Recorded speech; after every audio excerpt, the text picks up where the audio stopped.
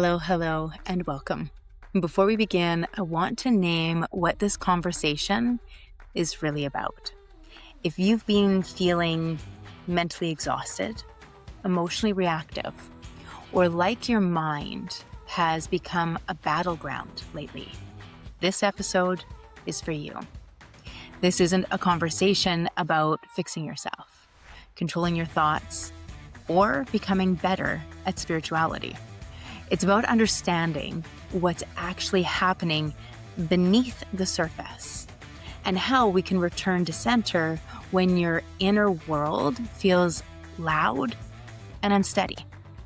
Today, we'll explore why so many people are at war with their own minds, why effort and discipline often make things worse, and what it truly means to reclaim power through presence instead of control.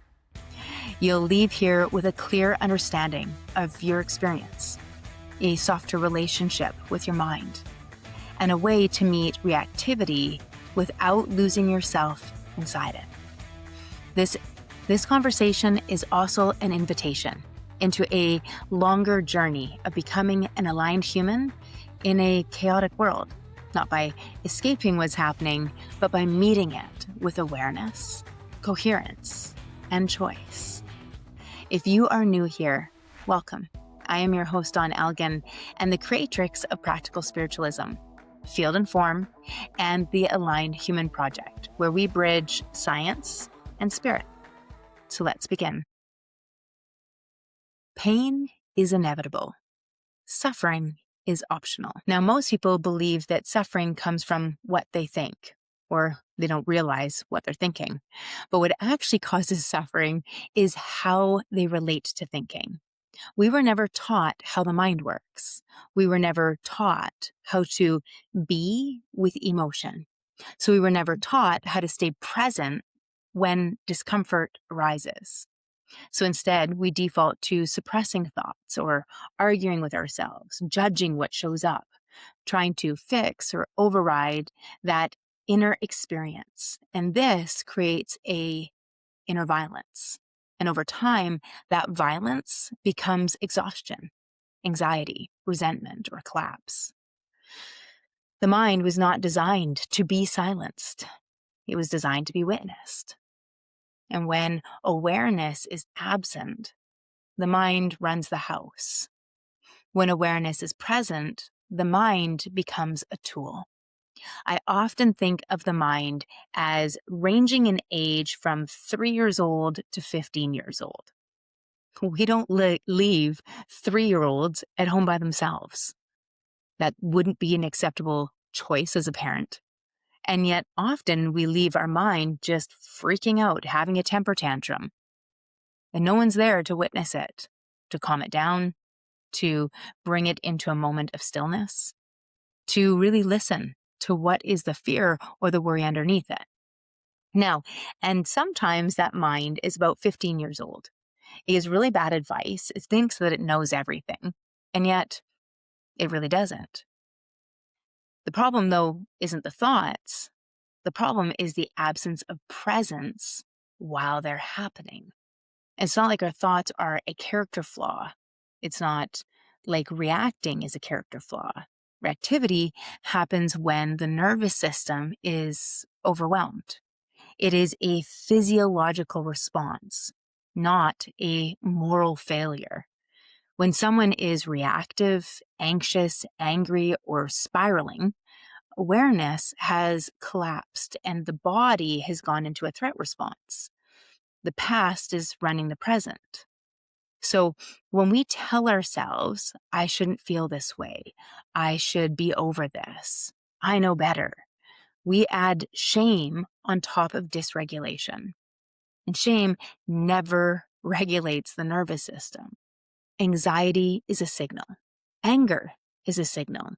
Emotional charge is information. Emotion is data, not identity. You're not broken. You're receiving feedback from the field. And what we're feeling is information, not failure. This is a good place for us to take a quick pause, and I just want to talk about the subconscious mind. There are 3 layers to consciousness. One of them is superconsciousness. It is our soul, our spirit, our God essence, and is pure perfection, pure potential. Then there is our subconscious mind. I think of our subconscious mind as our humanness. It's our identity, our ego. And it's compiled of all of our past experiences.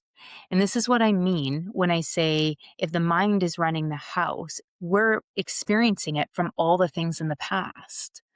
Consciousness, so when people say people need to awaken, they need to be more conscious, what they're talking about is being aware of our thoughts. It is understanding what is going on and making a choice. So instead of reacting, we start responding. So, how do we become more conscious? What does it mean to train the mind? Training the mind does not mean controlling your thoughts. It does not mean forcing positivity, or what we would call toxic positivity. It does not mean bypassing your emotions or suppressing them or reactions. Training the mind means strengthening awareness. And awareness is the ability, the capacity to notice without collapsing. It's the space that allows experience without becoming it. How do we be aware of our thoughts? We have to be present in this moment, not planning our rebuttals. That's how we create awareness. And awareness restores choice. And choice is power. Without awareness, without presence, there is no choice. And without choice, there is no power. Without power, people try to control. And that's why control becomes addictive when presence is absent. The moment you can notice a thought without obeying it, your power is returned. You don't need to stop the thought. You don't need to replace it. You just need to stay present while it passes. That is the training. Training awareness isn't about changing what arises. It's about staying when it does.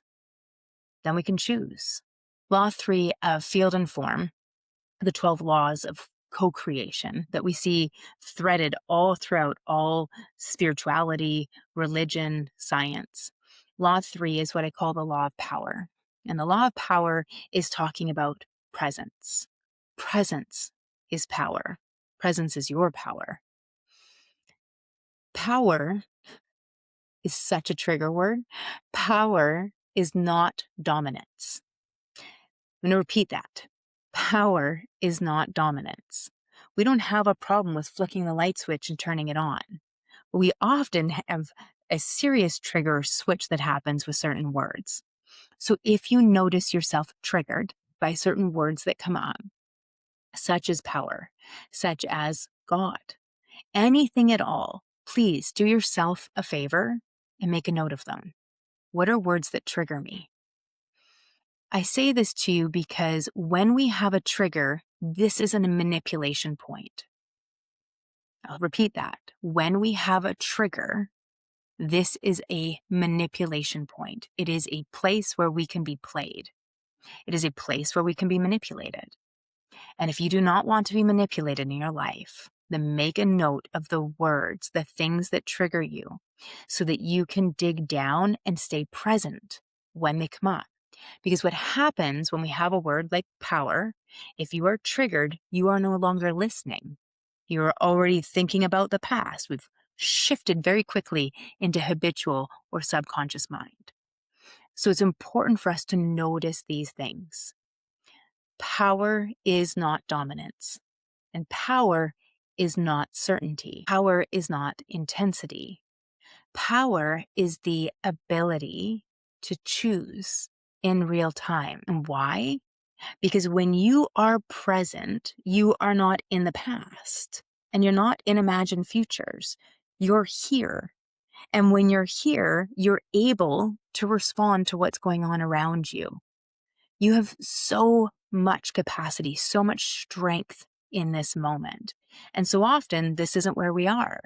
we're in our heads thinking about the rebuttal, thinking about how this makes us feel or why they should think differently. But we're not here. And it's only here that we can really cultivate connection with the other person we're in a conversation with, connection with whoever we are absorbing information from, connection with the earth, with life. When we are present, we have the ability to really make choice. When you are present, you're not reacting from old wounds. You're here. And here is the only place that choice lives. I can't say it enough. Presence stabilizes the field, thoughts, emotions. And when the field stabilizes, form responds, the body. That's why regulation must come before clarity. That's why alignment must come before intention. You don't need answers when you're present. You need answers when you're disconnected.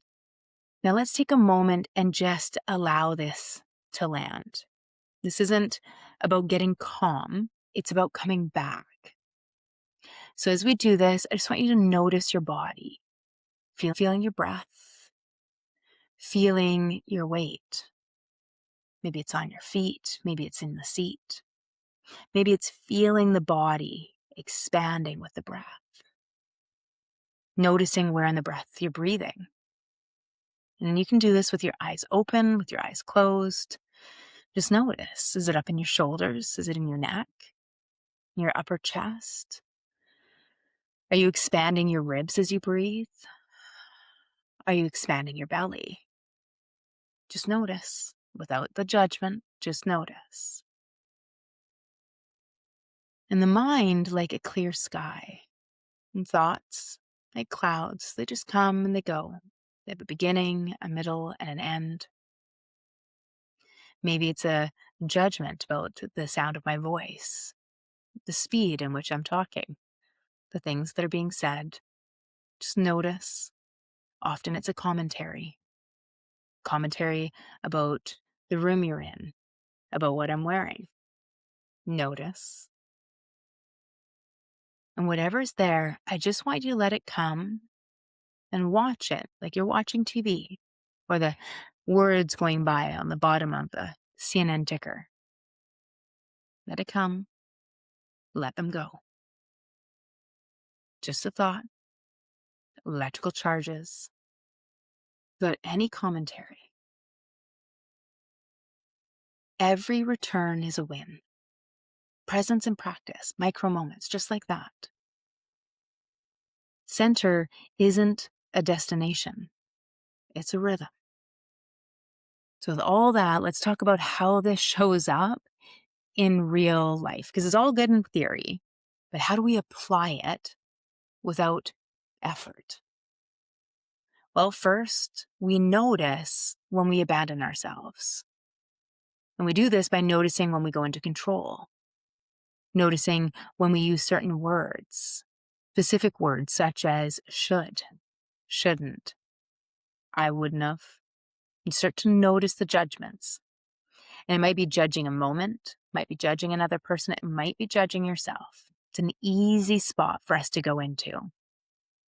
The reason I say it's an easy spot is because if you practice it in stillness, so in a safe space, say wherever you are right now, and just think of a person that you like to judge. Maybe it's a parent, a child, maybe it's your spouse, maybe it's a teacher, maybe it's me. I just wanted you to think about them for a moment and imagine talking to them and saying, you know what you should do? And as you say that, it might take a couple times. Maybe you're going to throw something else behind it. You know what you should do? And notice where you feel that in your body. This is the practice I used for years to help me understand. And for myself, what I noticed is right here in my upper abdomen, I felt a little, ooh, almost like you lose some power there, like just a little bit sick. Just notice it. What do you feel that in your body? You know what you should do? World shouldn't be like that. War is wrong. People should eat a certain way. Think of the judgments. Where do you feel that in your body? That sensation is the feeling of self-abandonment. Say it again. That is the feeling of self-abandonment. Because you see, I can't be in my own home, in my own body, and be in your business at the same time. So every time I get out of my business to get into your business, to get into God's business, I have to self-abandon. And I do that, I start creating feelings of insecurity. And think about that word. Inner security versus insecurity. Notice the feeling. What does that feel like? Often feels like insecurity. So once we start to recognize this and we notice, we can catch it. We might do it right away. Well, you know what you should do? And then you'll be like, oh, you know what? No, I'm going to stay in my own business. My apologies. That was very rude. Just stop. Let it be there. And notice when presence changes the moment. The moment we notice it, we just got present. Now we're here. Now we're with this person. Not in our fake world. We don't need to change our lives. You don't need to fix your life. You just need to stay present inside of it. You don't regain your power by pushing harder. You regain it by coming home. If this work resonates and you feel the pull, a good one, to go deeper, there are a few ways you can work with me. For group journeys like Align Your Life, private sessions, and longer-term programs where we talk these laws slowly and embodied, not as concepts, but as lived experience. And you'll find all the links below to explore what feels right for you. No pressure, just an invitation. Alignment isn't something you achieve. It's something you return to. Remember, you are the field. You shape the form.